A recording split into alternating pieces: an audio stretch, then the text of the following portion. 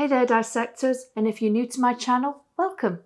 Today's episode has some bite to it. You see someone across the room and for some reason you find you can't look away. Your face starts to flush a little as you stare deeper into their eyes. Who is this captivating person? They seem flawless in appearance and with charm and wit that can captivate a full room of people until they smile and teeth as sharp as a blade glint at you. Today we're going to look at the interesting yet sinister story of a man called Jacques St. Germain, who many believe was a real-life vampire. Throughout the ages, vampires have fascinated people, with some of the earliest tales dating back to Greek mythology. But for some strange reason, it seems that vampires are drawn to New Orleans, as there are many tales of them prowling for victims amongst the locals and tourists. The most prominent is the tale of Jacques St. Germain. Now, to give you a brief history of his background, he is said to have been born in 1710 and called Comte de Saint Germain. Known to be a man of incredible intelligence and wit, he was an alchemist by trade and an accomplished one at that. He made his money from turning metal into gold and fine jewels from small stones. His dream was to find the elixir of life, and maybe he found it. French historian and philosopher Voltaire said, "He is a man who knows everything and who never dies." This is because the people who claim to know him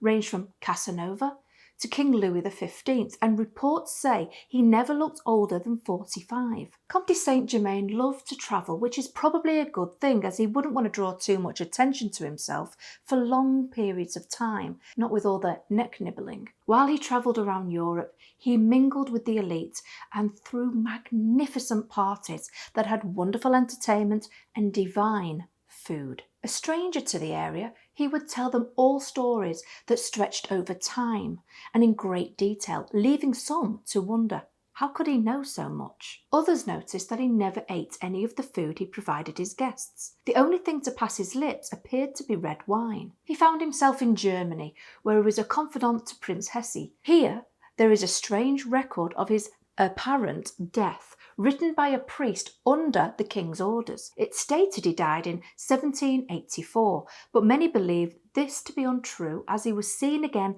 200 years later. As he re-emerged, he changed his name from Comte to Jacques and took up residence on Royal Street in New Orleans. Again, he wooed the locals with his stories, entertainment and lavish lifestyle, very similar to Comte de Saint Germain, but no one questioned this, as they were all under the spell of his charm. Then, one evening, he met a young lady at a party and invited her back to his home. She was captivated by him in every way, and when he invited her out onto his balcony to take in the night air, she was thrilled. This feeling soon turned to horror though, as with a speed and strength that didn't seem possible, he grabbed hold of her and bit savagely into her neck. As you can imagine, the poor woman was terrified, and at the earliest opportunity, she got free and jumped over the side of the balcony, landing hard on her legs and breaking them in several places. People came running to her aid, and very quickly the police were on the scene. Shocked by her appearance and injuries, the police quickly questioned Saint Germain, and he waved it off as the careless actions of a drunk woman, saying she'd lost her balance and fell over the balcony. He was asked to come into the station to give a formal statement, but he never showed up, needing answers and fast.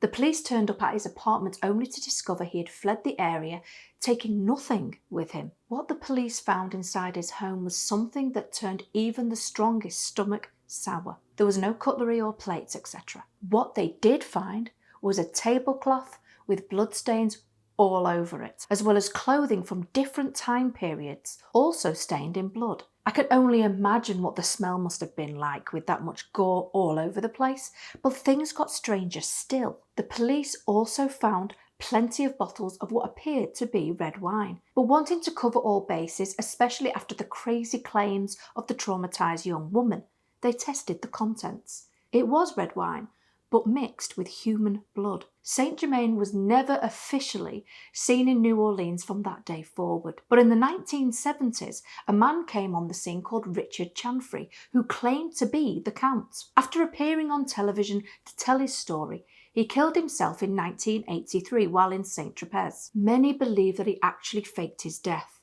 and is still alive, especially after numerous reports came about even to this day of a mysterious figure, often referring to himself as Jack, that seems to hang around tourists and locals. The really scary thing, though, is how many people are left shocked by the strange man's speed and strength, with many commenting that it seemed superhuman. Today, New Orleans is known as being one of the most violent cities in America, with many reports of strange disappearances of people visiting the area. I guess if you're a vampire, it makes sense to attack those that will not necessarily be missed straight away. Gives you a chance to make your great escape. What do you think, dissectors? Do you believe that there are real vampires in New Orleans? Let me know in the comments below, and stay away from the shadows, as you never know what or who might be lurking there.